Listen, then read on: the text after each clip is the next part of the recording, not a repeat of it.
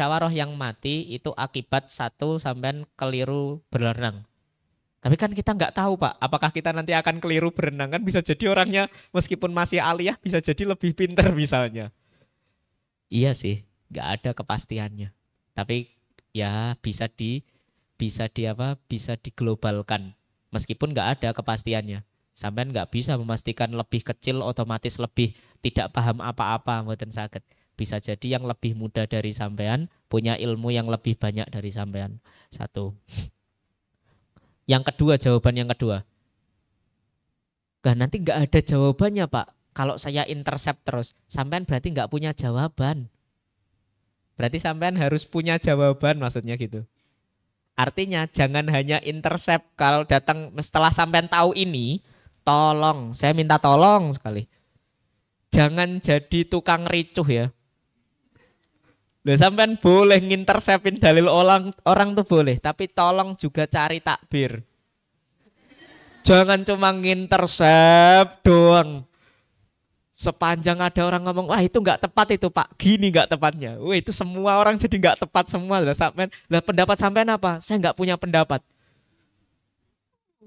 itu itu nggak boleh, nggak tepat juga. Jangan. Berarti gimana? Ya sampean harus cari juga. Sehingga apa? Kalau nanti sampai diintersep sama sampean semua, orang kok sampai nggak bisa jawab? Kan sampean akan ditanya. Kalau menurut sampean bagaimana? Menurut saya itu begini.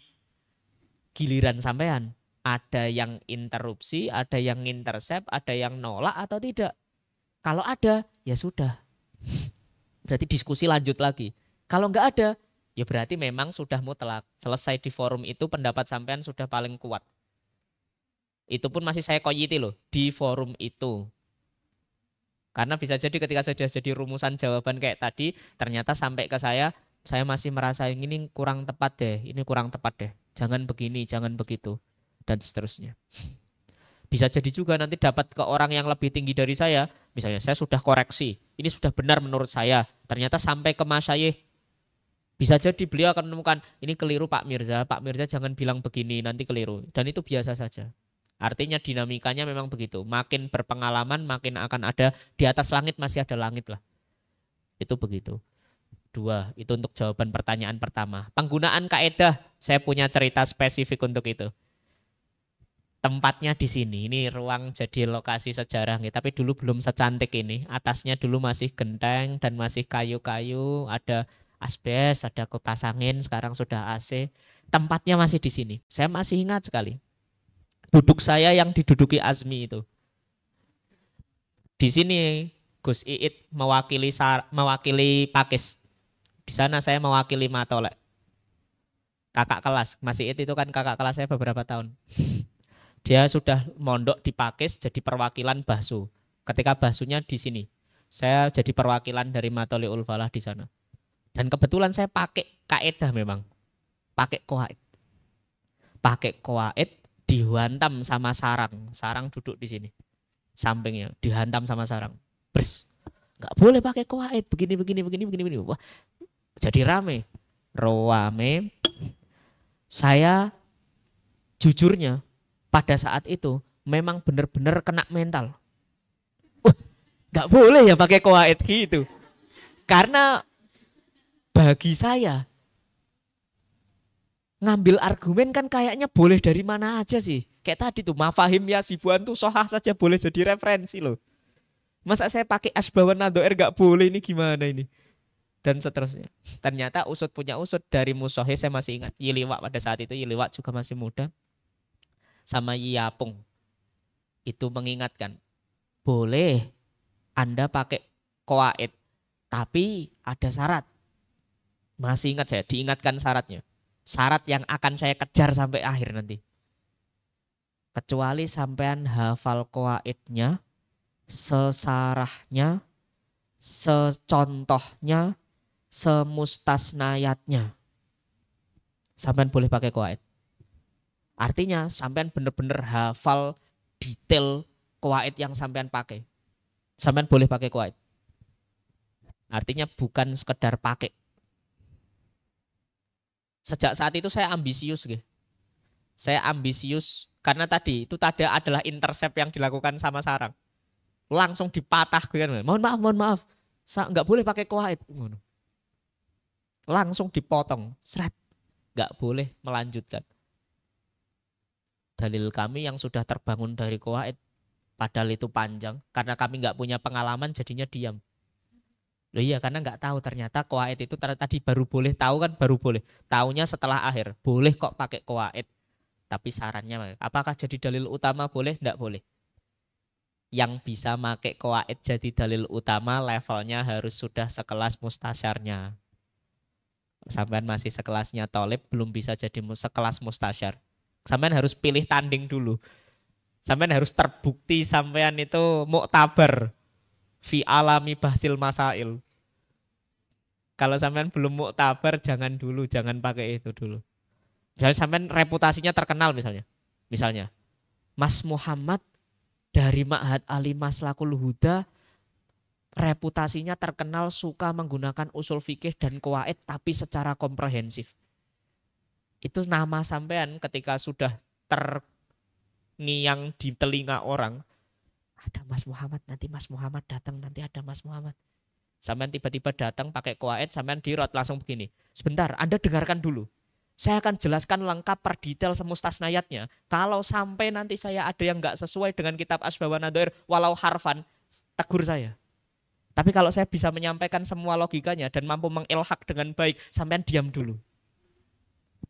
Aduh, kalau reputasi sampean sudah begitu, sampean sudah beda level. Sampean salah berenang lagi tuh, ganti level. Artinya sampean sudah naik kelas, jangan ke level itu lagi. Karena levelnya masih banyak sampai nasional. Isinya nanti para pakar semua. Yang ada di situ bukan orang-orang kelas menengah jelas. Sudah level tinggi semua. Salah satu yang jadi musohih nasional itu adalah kiai kebanggaan kita, Mbah Yai Anik Muhammadun. Itu juga sudah jadi musohih di kelas nasional. Banyak sekali. Besok nek sampean posonan kok nganggur, tidak di Maslakul Huda, misalkan mau coba-coba ke pesantren lain, ngaji ke masaih yang sepuh-sepuh, ndak ada salahnya juga sampean ngaji ke pondoan. Tapi biasanya beliau mbalahnya alfiyah, tidak mbalah fikih. Ngaji alfiyah 1000 katam Ramadan 17 hari. Ngaji ini kayak tisuk tekan bengi. Ya nek sampean kuat gak apa-apa. Ada khusus cewek juga ada kalau yang pengen perempuan mondok di situ. Tapi di sana masak nggih. Ah? Oh iya, maksudnya sampean yo kalau nggak puasa itu mudah ngomong masak. Kalau puasa wes wayahe ngeleh-ngeleh tinggal mangan kok gak ono. Lebih enak di Maslakul Huda. Sudah ada tersedia lah. Tuh tanyakan Mas Kevin, tersedia. Oke. Yang ketiga, saya juga mau ikut ngekos by the way. Mulai capek saya. Kayaknya kebanyakan kegiatan. Yang terakhir, apa itu? Tadi. Oh iya, berlindung di bawah nama besar. Kamu berani sama Imam Nawawi. Itu persis mengingatkan saya seperti orang Wahabi. Kenapa Pak? Orang Wahabi itu suka pakai namanya Kanjeng Nabi sembarangan. Bilangnya selalu begitu. Misalnya begini nih. Hukum merayakan ulang tahun. Haram. Kenapa? Karena tidak pernah dilakukan salafunas solih. Nggak ada dalilnya. Sahabat tidak melakukan. Bagaimana hukum menghaul? Sahabat tidak melakukan haul untuk Kanjeng Nabi. Berarti tidak usah ada haul-haulan. Bagaimana hukum negara seperti sekarang? Haram, bid'ah. Karena Kanjeng Nabi tidak membuat negara seperti sekarang. Ini sampean harus jawab kayak gini nih. Ini jawaban ngelenyo tapi bener. Ya gak ngelenyo sih, serius. Jawabin. Apa kamu mau melawan dawuhnya Imam Nawawi? Tidak. Jawab tidak dulu. Karena memang tidak, kamu gak mungkin melawan dawuhnya Imam Nawawi. Tidak. Yang saya lawan itu adalah kamu yang menyetir dalilnya Imam Nawawi untuk memenuhi kebutuhanmu. Yang saya lawan itu pemahaman yang keliru atas dawuhnya Imam Nawawi.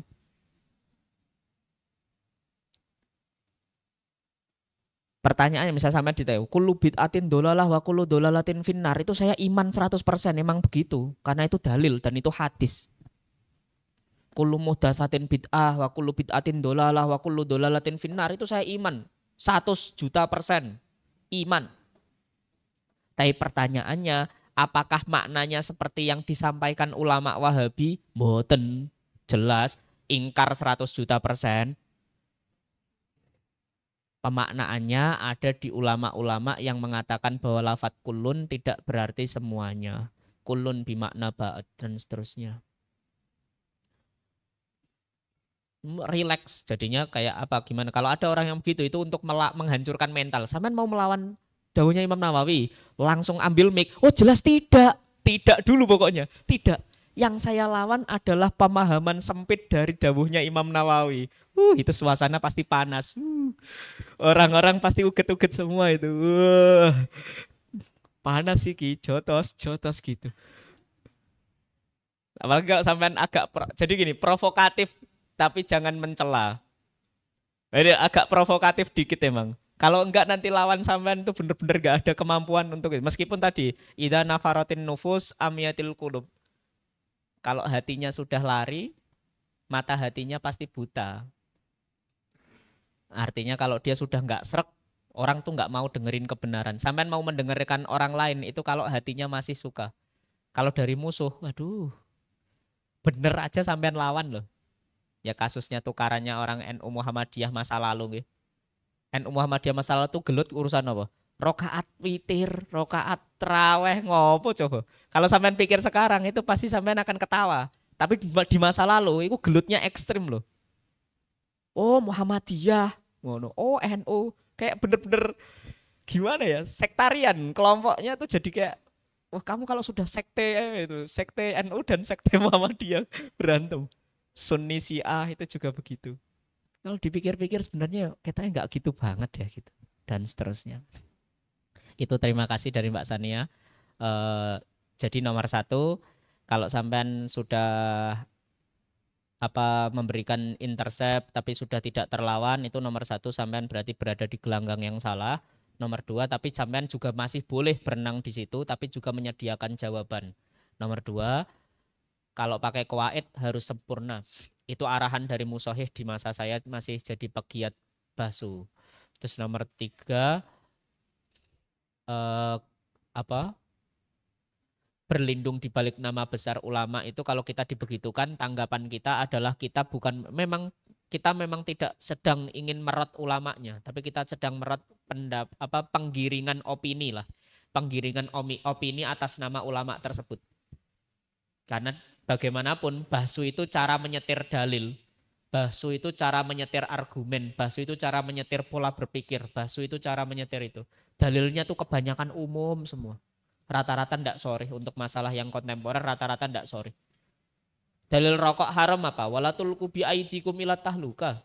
Itu dalil rokok haram. Janganlah kalian lemparkan diri kalian kepada kerusakan dengan tangan kalian sendiri. Maksudnya apa? Karena ngerokok menyebabkan orang bikin mati misalnya. Karena merokok membunuhmu. Itu ulama yang nganyel sing rodok nakal gitu. Itu bilangnya gini, oh ya berarti nggak usah punya uang. Punya uang itu tulku bi aidina ila tahluka. Berarti nggak usah makan beras, nggak usah makan nasi. Makan nasi itu tulku bi aidina ila tahluka karena itu bahaya, banyak gulanya, apalagi nasinya panas-panas, bikin diabetes dan sebagainya, pokoknya gitu. Itu makin lama diterusin semua hal tulku bi aidikum ila tahluka itu. Nah, bagaimana Pak kok bisa begitu? Ya karena dalil umum ditaksis tidak ada mukhosis. Tapi kalau orang Mesir itu punya mukhosisnya, benar-benar bisa diarahkan ke rokok. Beli kitab namanya At-Tajribah Al-Misriyah. Tebelnya segini. Itu ada bukti rokok bisa distatuskan haram, bukan makruh. Meskipun ada juga ulama Mesir di masa sebelum itu yang mengatakan hukumnya rokok itu mubah, bisa jadi makruh, bisa jadi haram, bisa pula dinaikkan sampai wajib. Siapa Pak? Imam Bajuri rahimahullah. Imam Bajuri itu mengatakan rokok bisa dinaikkan sampai wajib. Nggih. Kok bisa Pak? Ya kapan-kapan, kan gak kudu saiki kabeh kan. Ilmune Gusti Allah ombo. Gak kudu saiki kabeh. Waktune insyaallah ya cek ombo kapan-kapan. Oke, terima kasih dari Mbak Sania.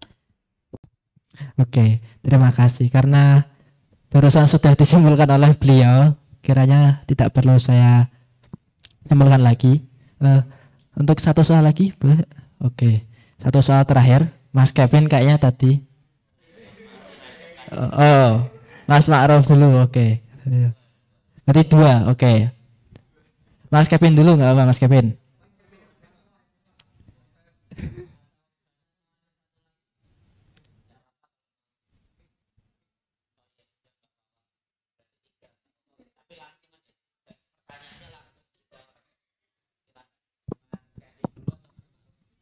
Oke. Untuk panitia mungkin bisa membantu pelemparan mic.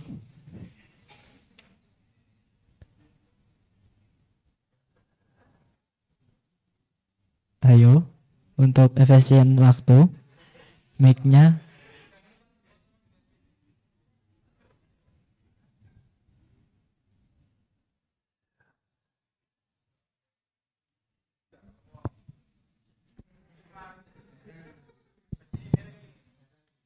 Assalamualaikum warahmatullahi wabarakatuh. Apunten Pak, derek tanglet. Ini setelah mohon dengarkan ya.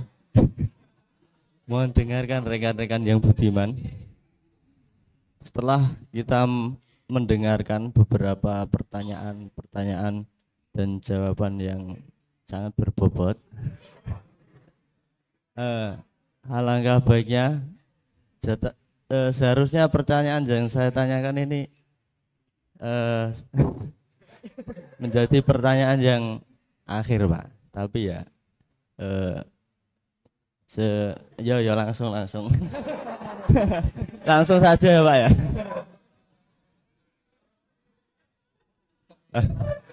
Jadi gini Pak, cukup terkait kita kan anak Mat Ali ya Pak, khususnya menjadi salah satu seorang Mahat Ali, khususnya mahasiswa. Tapi gini Pak, kita harus setidaknya harus menjadi sosok seseorang yang heterogen, maksudnya luas dari segi pemahaman ataupun luas segi pembacaan dan lain-lain halnya. Yang saya tanyakan, dan problem bagi kita, maksudnya bagi thalibul ilmi, itu kadang satu, ketika belajar itu pastinya sudah dialami oleh beberapa teman-teman kita ataupun jenengan mungkin dulu pas waktu belajar itu mungkin pernah mengalami, khususnya ya ini belum bisa yang namanya istiqomah. Ya benar, istiqomah itu susah lah, okay. Nah untuk itu ada atau tidak cara atau kaifiah mohon untuk nopo nggih jenengan cepil kerso menyepil bagi kita semua, baik dari waktu-waktu belajar terus kemudian tidur dan lain-lain, maksudnya ketika apa ya memanage waktu dan lainnya. Soalnya kita jujur saja Pak, kita ketika belajar, ketika rekan-rekan ketika belajar nembe belajar gede ngoten lho Pak. Kadang kan problemnya kadang waktu efek napa niku banyak kegiatan napa-napa ngoten. Terus napa malih? Nggih ngoten niku. Nggih. Intine wau Pak. Mungkin apakah ada tips utawi napa nggih Manajemen pokoknya waktu. memanage waktu kita dalam belajar pokoknya Pak nggih. Nggih memaksimalkan baik dalam ketika waktu-waktu tidur ataupun belajar dan pokoknya nggih pun ngoten. Ngapunten dan matur suwun.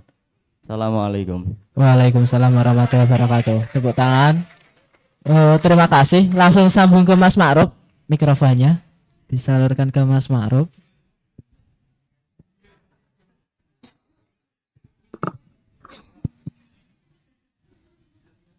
Assalamualaikum warahmatullahi wabarakatuh. Mungkin agak menyepil prolog dulu nih Pak, sekedik nih. Mungkin dari materi di sesi pertama yang saya tangkap dari Pak Ala itu kan ketika beliau itu menyodorkan atau mentasbihkan ibarat yang dimana di dalamnya itu terdapat genre yaitu mausu'ah Kuwaitiyah yang dimana kata beliau itu kayak hasil apa ya basul masail ya. Terus setelah itu tanggapannya Abah Anik itu kan mosoyo gak ono ibarat liane. Nah seperti yang saya tangkap itu kan kita harus mencari kitab yang lebih tua dulu, yang dimana kalau seiring perkembangan zaman, masalah kita kan terus berkembang dan mungkin jarang ditemukan pada kitab-kitab yang tua. Mungkin kita sering mendapatinya di kitab-kitab mu'asyirah yang dimana masalah-masalahnya itu syadz atau jarang sekali. Dan tadi saya juga sedikit menyepil, tadi saya itu baru paham atau baru tahu bahwasanya ketika jenengan menjelaskan kitab Al-Mafahim itu kan genrenya itu dakwah, dan dimana itu kan kitab netral yang mungkin kalau digunakan untuk musyawarah itu mungkin agak diturunkan sedikit ya standarnya itu.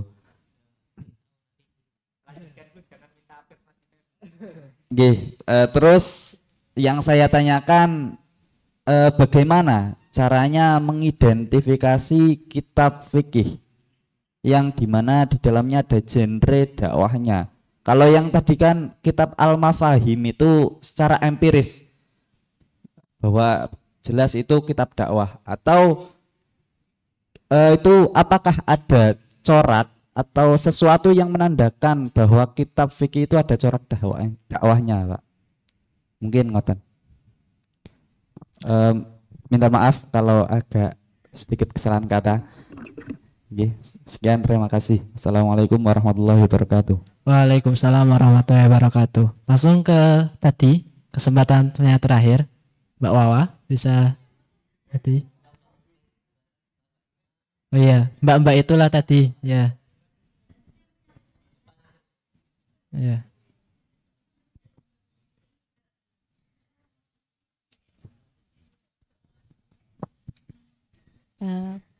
Assalamualaikum warahmatullahi wabarakatuh. Pak, izin bertanya, mungkin tapi ini materi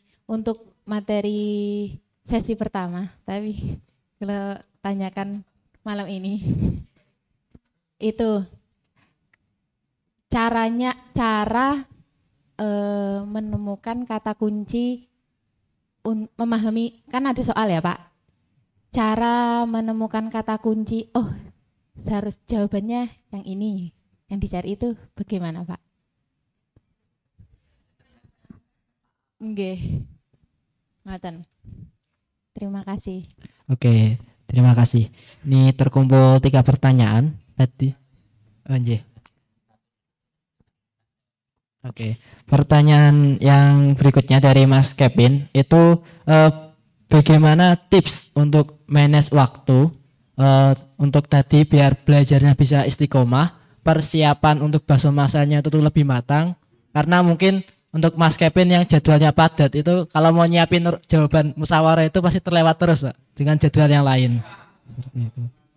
Teman-teman ya. Oke. Oke, terima kasih. Pak.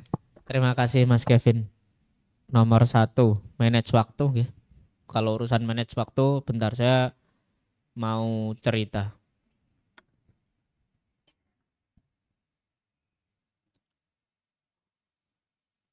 Kenyataan, fakta bahwasanya manusia itu makhluk yang sulit untuk disadarkan. Sulit sekali. Kalau nggak sampai jatuh sekali, biasanya sulit untuk sadar. Hanya sekian persen manusia yang tanpa harus jatuh sudah bisa sadar.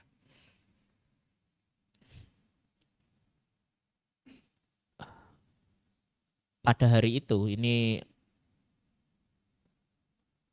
saya mau cerita hal-hal khusus tapi nggak usah dibicarakan di luar forum ya. Pokoknya yang kerungu ya ben kerungu, tapi yang nggak dengar nggak usah dikasih tahu. Ini nggak usah nyalil karoha, bukan lit tahrim. Nggak ada dalil tahrimnya. Saya lulus matola itu jadi mutakhorijin terbaik. Jadi alumnus aliyah terbaik di masa saya. Padahal di masa saya itu diberkahi dengan alumni-alumni yang cerdas-cerdas. Wala fakhro nggih, maksudnya ini sekedar cerita mawon. Karena nanti saya akan ada cerita buruknya, tenang saja. Di masa saya itu yang kuliah di Maroko ada 3 orang. Yang angkatan saya. Yang kuliah di Mesir ada 3 orang. Yang kuliah di Saudi ada 3 orang. Yang kuliah di Tunisia ada 2 orang. Yang kuliah di Libanon ada 1 orang. Yang kuliah di Iran ada 1 orang. Yang kuliah di Turki ada 1 orang. Saking banyaknya anak pinter di angkatan saya. Anak pinternya gak siji tok maksudnya. Wah akeh. Tapi biiznillah wa bidu'ai waliden wa birridho syuyukh saya jadi yang terbaik. Kenyataan itu sempat bikin saya longgar sekali. Sempat bikin saya longgar. Saya itu orang yang gak mau last minute. Orang tipikal yang gak mau last minute. Kalau bisa dikerjain sekarang jangan nunggu besok. Apalagi jangan nunggu nanti, apalagi nunggu besok. Saya enggak mau. Pokoknya kalau ada sekarang aja gitu. Kalau ada waktu luang sekarang aja. Sampai saya itu tipikal orang yang kalau disebut teman saya itu enggak bisa menikmati hidup.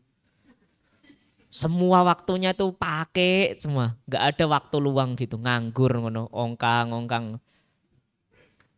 Kepake terus.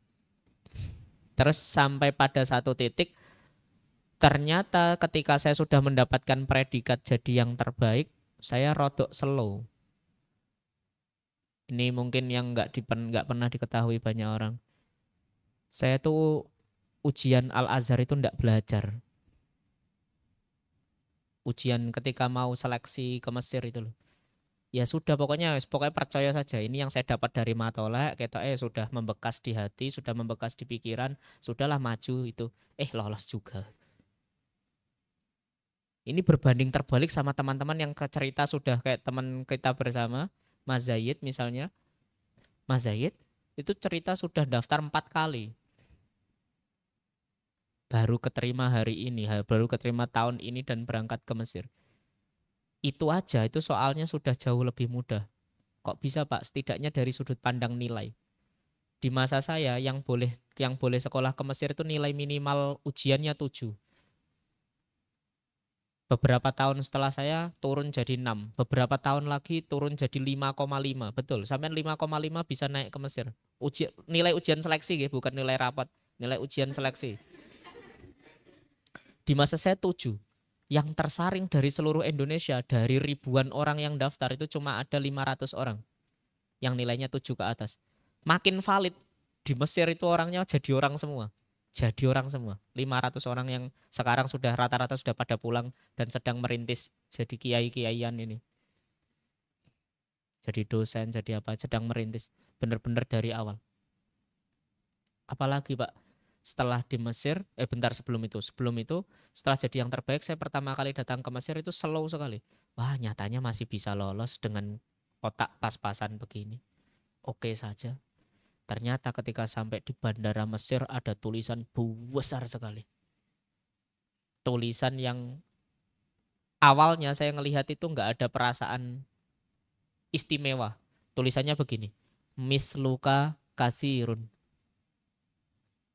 Kalau diterjemahkan bebas, sing koyok kowe akeh. Saya masih nggak paham itu. Sing koyok aku akeh.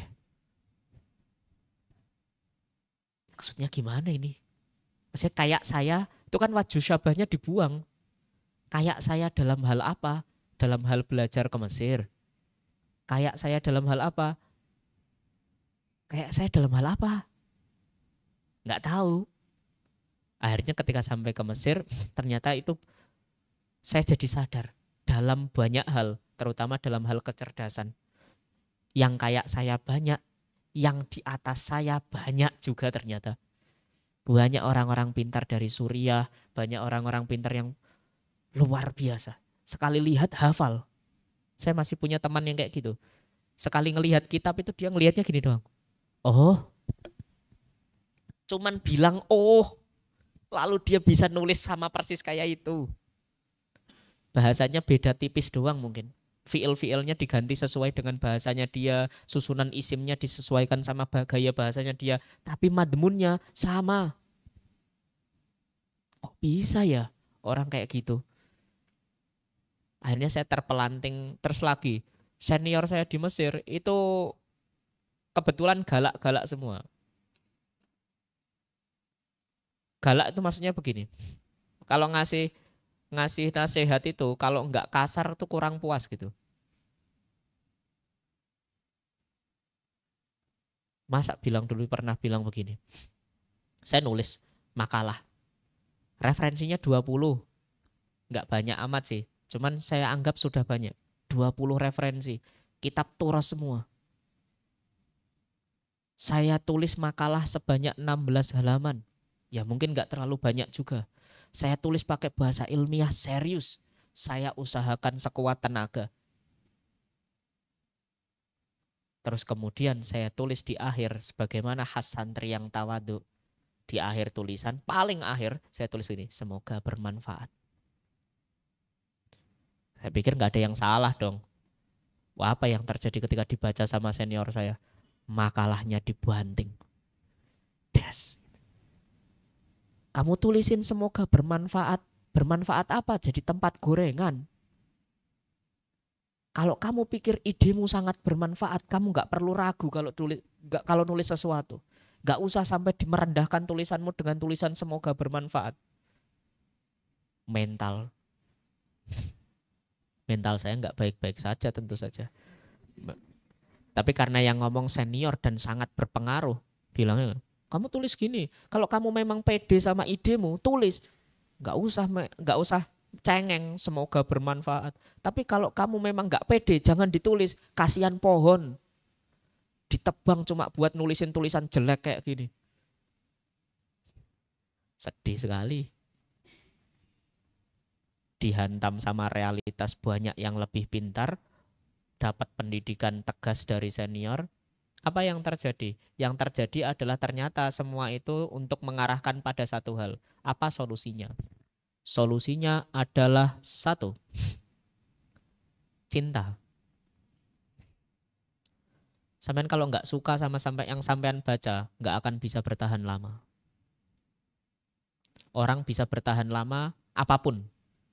Hobi, pasangan, kitab, itu bisa bertahan lama karena dia suka. Cinta awet. Kalau nggak akan ada dorongan yang lebih kuat dari cinta. Dorongan terkuatnya nanti akan cinta. Tapi jangan dimaknai kayak ala anak-anak mewek-mewek itu ya. Maksudnya cinta itu begini, cinta itu kan kata kerja. Mencintai, sedang mencintai, telah mencintai. Cinta itu kata kerja. Maka harus diwujudkan dengan tindakan. Kalau sampean ngaku suka usul fikih atau suka fikih, buktinya mana? Wujudnya mana? Maka harus kita wujudkan. Lah waktu itu ketika saya sudah mengatakan, saya dulu tuh orangnya bimbang sekali antara milih perbandingan tafsir, karena memang saya dulu sukanya adalah tafsir, saya sudah sering cerita ini, sama usul fikih. Kalau usul fikih itu karena background kiai kita saja. Saya atas nama mencintai Mbah Yai Sahal, saya ngambil usul fikih, tapi sebenarnya ada cerita di balik itu, yang mana nggak usah saya ceritakan pada saat ini. Ada cerita di balik kenapa saya ngambil usul fikih. Terus kemudian saya ngambil usul fikih. Setelah saya ngambil usul fikih, kan pertanyaan nih, apa buktinya kamu suka usul fikih? Apa buktinya kamu cinta usul fikih? Buktinya harus diwujudkan lewat tindakan. Maka pada saat itu, ini salah satu keunggulannya di Al-Azhar. Al-Azhar tidak mewajibkan untuk kuliah. Loh, lah terus dapat ilmu dari mana, Pak? Dapat ilmunya dari berbagai macam yang ada di Al-Azhar itu sendiri, ataupun di luar Al-Azhar yang masih ada di Mesir. Bisa dari kampus, bisa di luar kampus. Apa yang saya lakukan pada saat itu, ini kalau yang di online banyak yang menyaksikan, kalau dari teman-teman saya malam itu jarang tidur. Jarang. Istri saya juga bisa jadi saksi itu. Malam itu saya jarang tidur. Ngapain? Mesra-mesraan sama si kitab.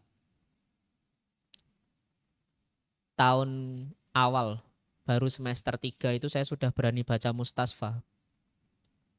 Wani sak wani-wani nih, kendel sak kendel-kendel ya. Muwafaqat itu semester 1 wis.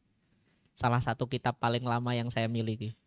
Padahal Muwafaqat itu genre yang baru dipelajari di Al-Azhar itu strata 2, S2.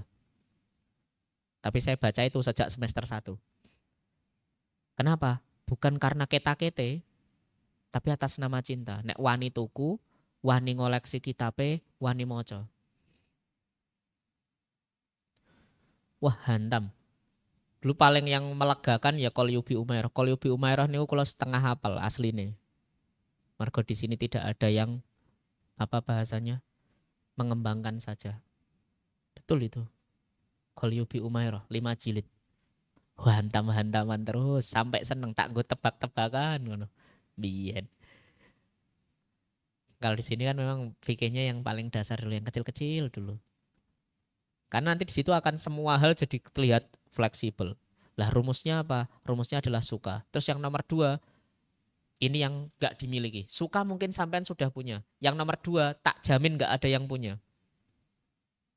Dalam urusan ini. Deadline.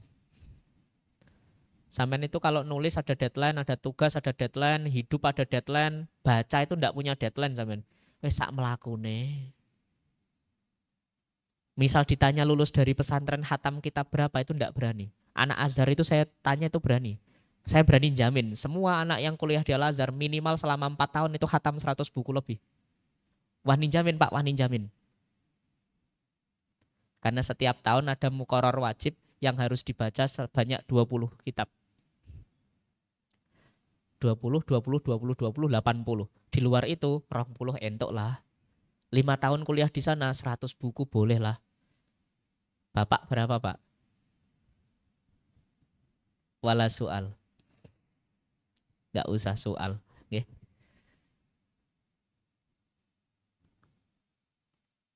Nomor 2 deadline. Sampai nggak menentukan deadline itu nggak akan berakhir. Padahal kalau sama deadline itu sebenarnya ringan sekali loh. Misal ada buku yang sampean sukai apa? Saya suka sama Syekh Buti Pak. Saya pengen baca Fiqhus Sirah. Saya pengen baca Dawabitul Maslahah. Oke, 1 hari nggak usah banyak-banyak. 1 hari sampean deadline saja. 1 hari 1 halaman. Halamannya 200, 6 bulan sampean khatam. Iya kan? Enggak ya? 6 bulan kan, betul kan? Kalau 200 halaman. Iya. Tapi kalau misalkan nanti halamannya 150, 5 bulan sampean khatam. Cari buku lagi, apa yang sampean sukai? Karena masih banyak hal di luar sana. Mulai dari hal yang receh, sereceh novel. Saya tuh punya novel pakai bahasa Arab ya punya. Punya buku sejarah pakai bahasa Inggris juga punya. Karen Armstrong itu pertama kali saya beli karyanya malah pakai bahasa Inggris. nggak pakai bahasa Indonesia. Saya kenal Karen Armstrong kan di Mesir malah. Apik ya. Kok iso deh kagum karo Kanjeng Nabi gitu. Terus habis itu beli banyak tulisannya Karen Armstrong. Dan seterusnya, dan seterusnya, dan seterusnya. Suka deadline. Yang nomor 3 ini. Bunuh semua yang mendistraksi. Kalau ngedistract berarti itu menjauhkan dari tujuan.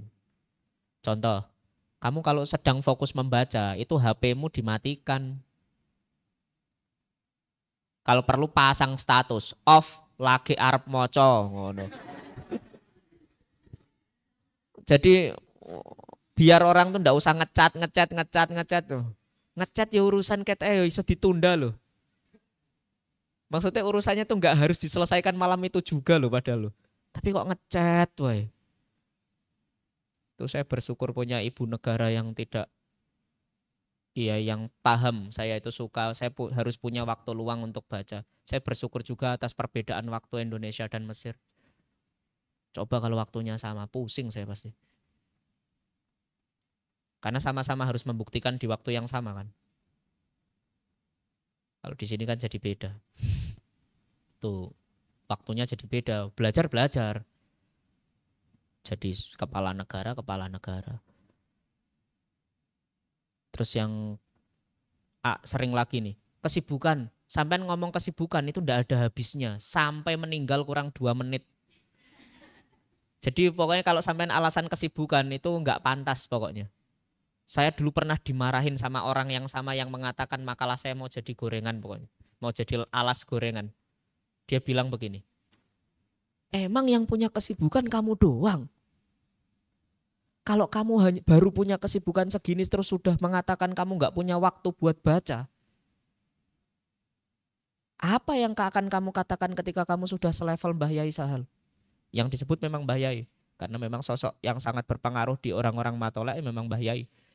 Mbah Yai, kamu kalau sudah sibuk Mbah Yai, kamu pasti langsung semuanya bilang nggak sempat untuk baca. Wong baru punya kesibukan begini saja kok sudah lembek sekali. Kamu yang nggak punya waktu untuk baca, apakah membaca sudah tidak menjadi prioritasmu? Jangan-jangan kamu memang nggak punya prioritas membaca. Wah, sejak saat itu saya terhantam sekali. Jarine cah pondok, gak sinau. Jarine adoh-adoh tekan Al-Azhar, gak sinau. Terhantam itu setiap hari. Saya sampai jatuh cinta sama buku itu melebihi jatuh cinta sama hal lain. Saya bilang hal ya, bukan orang. Nah, nanti jangan memicu pertengkaran dalam rumah tangga, ya.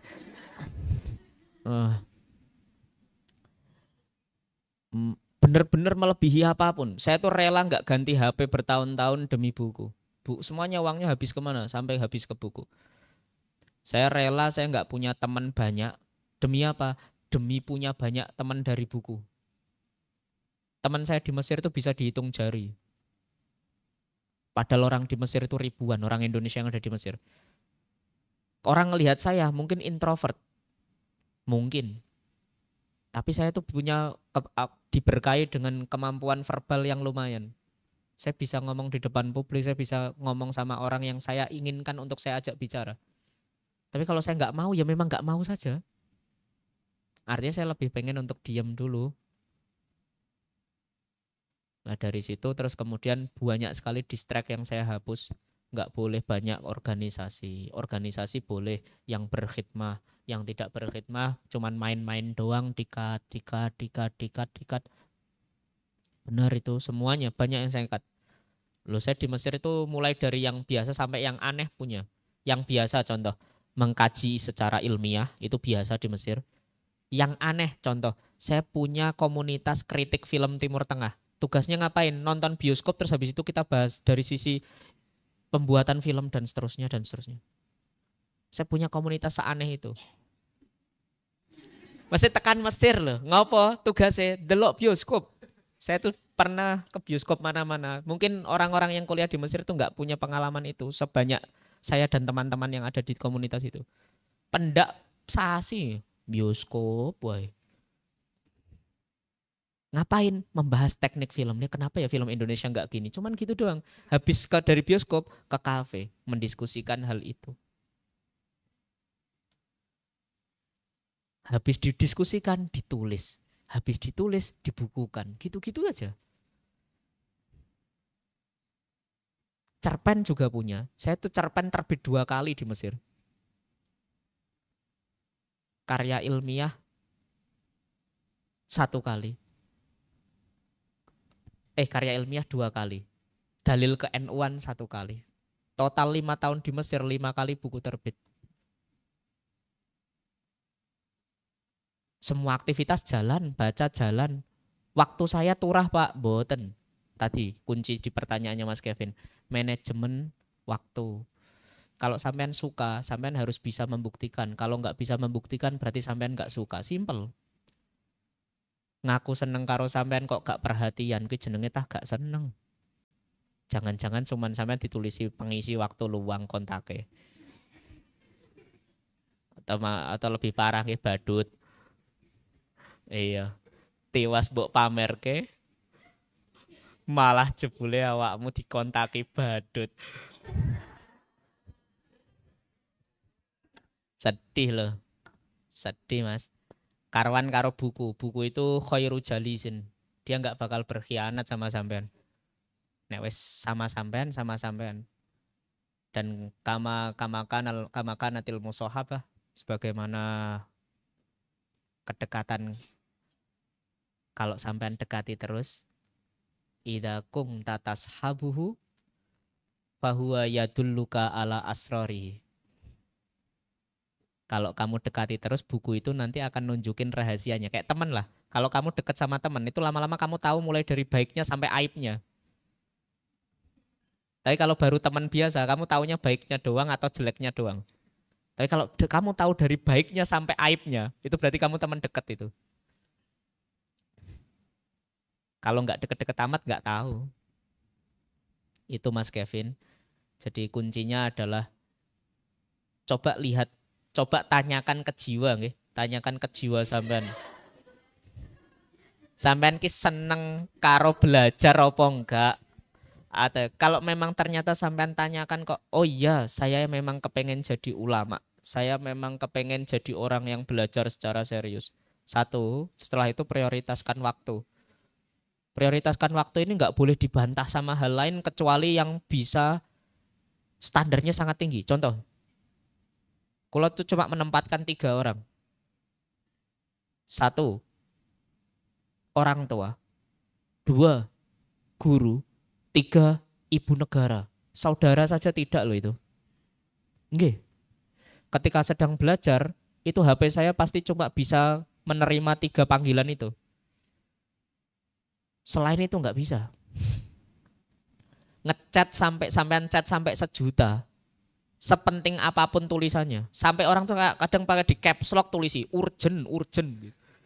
Tetap saya abaikan. Udah saya bilang saya off, nggak percaya. Maksudnya internetnya nggak mati, tetap hidup, tapi tetap nggak saya balas. Ini me time saya kok, kamu gangguin saja. Me time-nya sama buku. Kalau sampean nggak berani begitu, selama-lamanya sampean nggak akan punya waktu kosong. Sampai kiamat kurang 2 menit. Mesti sibuk terus. Oh boy, apalagi semakin sampean pinter, sampean akan semakin bermanfaat di mana-mana. Sampean semakin nggak punya waktu buat belajar. Saya kalau sekarang tuh sampai jam 12 sampai jam 1 itu nggak boleh diganggu, ngechat bakal tak balas. Setelah jam 1 mungkin saya balas. Mungkin besoknya baru saya balas. Harus punya waktu, sampean nggak punya waktu.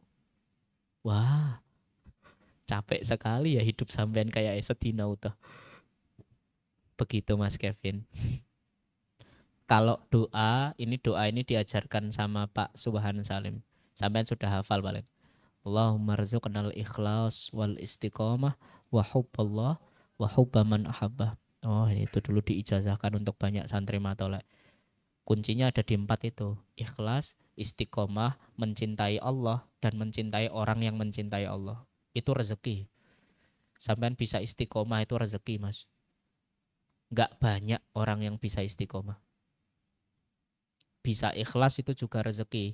Lah gimana caranya biar dapat rezeki itu? Doa leh, jaluk karo pangeran. Tolong beri saya rezeki ikhlas, tolong beri saya rezeki istiqomah, seneng kalih jenengan ya Allah, seneng kalih orang yang seneng jenengan. Jadi biar sampean tuh kalau seneng orang, itu berarti sudah jelas orang itu pasti punya citra Tuhan dalam dirinya. Punya tajalli Tuhan dalam dirinya. Apik Bu. Doa paling clear itu. Permintaannya jelas sekali. Terima kasih itu Mas Kevin. Jadi jangan pernah mengatakan saya terlalu sibuk. Itu sebenarnya agak apa ya? Agak mengkambing hitamkan sesuatu. Jadi tidak boleh. Itu sebagai thalibul ilmi dilarang. Harus punya betulan Pak, harus punya. Sampean harus punya waktu prioritas untuk satu, belajar serius menekuni apa yang sampean sukai, apapun itu. Fikih, usul fikih, atau misalkan fikih kewanitaan, atau fikih tentang ekonomi dan seterusnya. Sampean harus punya satu lah yang sampean senengi dan sampean siap ketemu Gusti Allah karo iku. Kalau wis tak rencanakan usul fikih. Soalnya ketemu Gusti Allah atau ketemu malaikat ning alam kubur meh tak gawani usul fikih tenan. Wis tak rencana. Jadi ya mbok muga-muga diijabah kan. Amin no Mas. Amin. Terima kasih. Silakan yang kedua.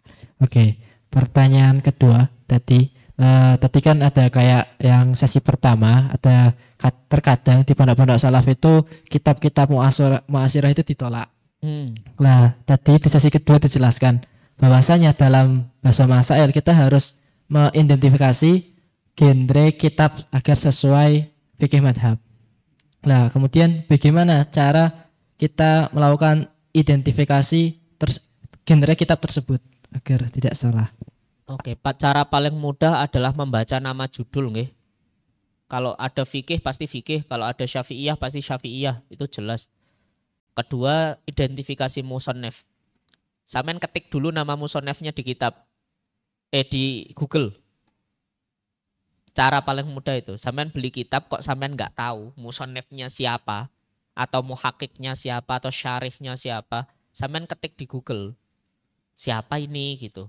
Terus kemudian cari informasi di Wikipedia Arab dan seterusnya. Ngetiknya pakai bahasa Arab, sampean ketik pakai bahasa Indonesia ya tidak tersedia informasi apa-apa. Ngetiknya man huwa misalnya. Man huwa asy-syekh iki misalnya. Nanti akan muncul latar belakangnya begini. Terus kemudian kitab juga begitu. Kitab itu nanti juga akan punya sinopsis di Arab ya. Misalnya nubzatun cuplikan sinopsis nubzatun min kitabi mada misalnya. Dituliskan judul kitabnya. Nanti akan ketahuan itu genrenya apa. Genrenya apa, musannifnya bagaimana. Jangan-jangan yang sampean pilih sudahlah genrenya dakwah, musannifnya alumni jurusan sastra, bukan jurusan agama misalnya. Ini akan jadi ekstrim. Loh ada Pak, ada yang bahas agama jurusan teknik sipil aja ada. Sampean kalau kenal nama Muhammad Syahrur, itu alumni teknik sipil dia. Gelarnya insinyur Muhammad Syahrur. Bahas apa? Bahas agama, semene tulisannya kandele. Alkitab wal Quran, menjelaskan perbedaan kata Alkitab dan Al-Quran. Nok gone Al-Quran, sakmene kandele. Bahas apa? Perkara gak kanggo. Loh, maksudnya dia gurunya siapa loh? Ngarang tenan nih. Al-isnadu minad-din, laulahu laqala man syaa ma syaa, sak karepe wis. Mosok sakmene wani bahas ra ono ulama sadurunge ndek sing bahas hal itu. Kok iso ndek iso gawe tulisan semene kandele iki sangka ndi informasine. Ngarang bebas, Pak. Oh iya betul. Ngarang bebas. Pekerjaan apa pengarang.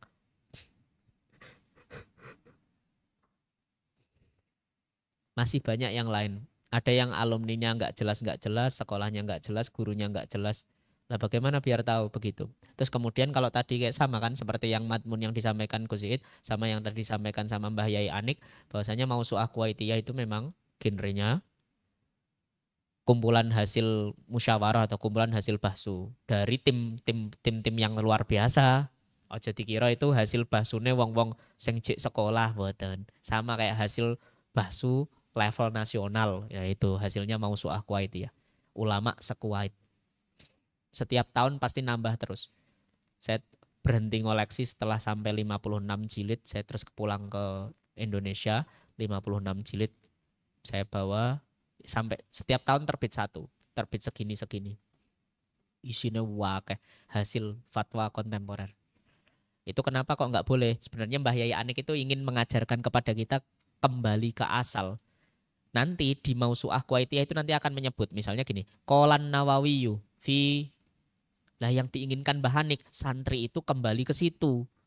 Ojo langsung ngerujuk Mausu'ah Kuwaitiyah, tapi kembalikan ke rujukan awalnya. Kenapa? Karena itu hasil bahsu, sama seperti ini, hasil bahsu tadi yang disimpulkan. Sampai jangan berhenti di situ. Rujuk kitab Takrir wa Tahbirnya, rujuk kitab Qawaidul Ahkamnya, rujuk kitab Mafahim Yajibu Antusoha, rujuk kitab itu dirujuk langsung. Itu nasihatnya Mbah Anik dan itu wasiat ya, nggak boleh ahli basul masoel kok cuma terima dalil terus nggak dicek, nggak boleh, harus dicek lagi. Jangan-jangan lengutip salah, jangan-jangan lengutip nggak lengkap, jangan-jangan ada yang terbuang tidak sengaja pada saat copy paste dan seterusnya dan seterusnya dan seterusnya. Begitu Mas Ma'ruf. Itu sekiranya cukup ya. Jadi gimana caranya biar tahu kalau ini kitabnya apa? Identifikasi judul lewat Google, identifikasi musonif lewat Google juga. Terpercaya itu sudah. Pertanyaan terakhir tadi, bagaimana cara memetakan masalah terus untuk mencari suatu keyword atau kata kunci? Ini yang paling berhak jawab tuh seharusnya Iit tadi. Yang paling berhak menjawab ini. Setiap ada masalah itu selalu ada padanannya dalam turos. Tidak pernah ada yang tidak. Pramuka Pak. Pramuka apa sih? Kumpul-kumpul kan? Makanya tadi konsepnya mafhumul ijtima. Kumpul-kumpul. Pramuka itu ngapain sih? Kegiatan yang isinya hal positif tapi ada negatifnya. Pramuka itu ngapain sih? Ini nanti akan dirumuskan. Oh berarti kita nakhudhu bil madmun wala nakhudhu bil, apa bahasanya? Saya lupa istilahnya. Kita nakhud, kita ngambil ruhnya, bukan ngambil alfatnya. Kalau alfat itu bisa berubah terus. Saya kasih contoh paling enak. Saham itu kayak nggak dibahas di turos, tapi sebenarnya dibahas. Lagi obligasi itu kayak tidak dibahas di turos, tapi sebenarnya dibahas. Terus apalagi selain saham, obligasi, hal-hal yang baru-baru, misalnya rental itu kayak nggak dibahas di turos karena bahasanya rental, tapi kalau dibahasakan dengan bahasa yang lain itu akan ada dibahas di turos. Bagaimana Pak cara mengetahuinya? Ini persis seperti yang disarankan sama Yiit tadi pagi. Sampean hafal kok, menghafalkan satu kitab matan. Ini kuncinya. Kalau saya sarankan sih, kalau fikih ya takrib. Takrib itu ampuh sekali. Tapi ujungnya. Kalau sampean pengen masuk ke gelanggang yang lebih besar, sampean kok targetnya saya pengen jadi ulama nasional atau internasional Pak, minhaj, minhajut thalibin. Segini ya. Cuman segini. Cuman dibandingkan sama Mausu'ah Kuwaitiyah 56 jilid, tolonglah ini cuman. Yang pernah menghafalkan itu setahu saya dari kalangan teman-teman saya ya Gus Iit itu tadi. Gus Iit pernah mencoba menghafalkan Minhajut Thalibin. Tapi terus kemudian diganti dengan Bahjatul Hawi, Bahjawardiyah kayaknya. 5.000 bait fikih. Boleh diganti Zubat itu udah lewat kayaknya, beliau udah hafal kayaknya Zubat itu. Oh iya. Zubat itu juga kece untuk menambah pemahaman. Tapi kalau saya minhaj paling kuat. Zubat itu kan ano bet-betane dadine ben enak. Nadom nggih, nadom Zubat. Bukan yang matan itu. Enak jadine. Minhajut Thalibin ini matan. Sing keramat matane, gak ono nadomane. Kalau takrib ada nadomannya. Sampean kepengen ngapalin takrib versi nadoman ada. Oh lali aku. Judulnya apa ya? Cari saja. Nadomannya takrib ada. Itu ya nadmut takrib gitu. Nanti keluar.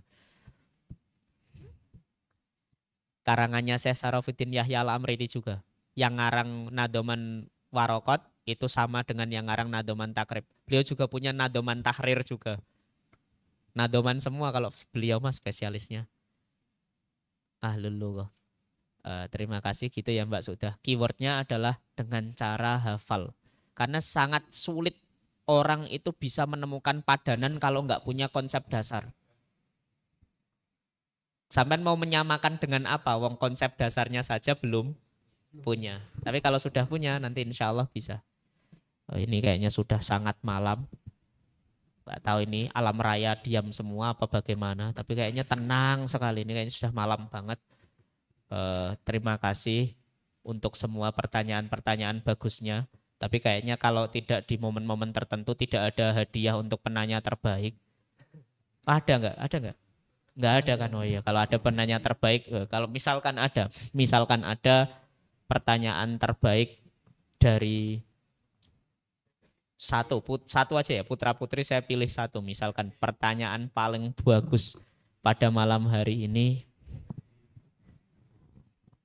nggak menyelesaikan masalah sih jawaban saya. Semuanya. Dengan jawabnya satu ya. Karena berarti sampean semua tadi fokus sama yang saya sampaikan. Hatta yang kayak kelihatannya kurang nyambung, tapi sebenarnya itu nyambung loh. Artinya kan begini, tadi kan saya mengajarkan semua teknik. Teknik itu harus ditempuh dengan satu hal, belajar. Sampai yang Mas Kevin tadi mengatakan gimana caranya memanage waktu itu sebenarnya nyambung sekali. Sampean butuh itu. Artinya banyak yang belum bisa memprioritaskan belajar karena memprioritaskan hal lain. Oke, mungkin itu saja. Waktunya saya kembalikan ke moderator. Terima kasih buat segala antusiasnya. Mohon maaf karena tadi banyak sekali kesalahan-kesalahan pasti. Saya mohon maaf yang sebesar-besarnya. Hadanallahu wa iyyakum. Assalamualaikum warahmatullahi wabarakatuh. Waktunya saya kembalikan ke moderator. Terima kasih kepada beliau, kami haturkan terima kasih. Dari saya moderator juga undur diri. Mohon maaf apabila dari awal ada salah kata, grogi ataupun lainnya. Kurang lebihnya saya mohon maaf. Saya kembalikan ke pembawa acara. Wassalamualaikum warahmatullahi wabarakatuh. Terima kasih. Kemudian lanjut acara yang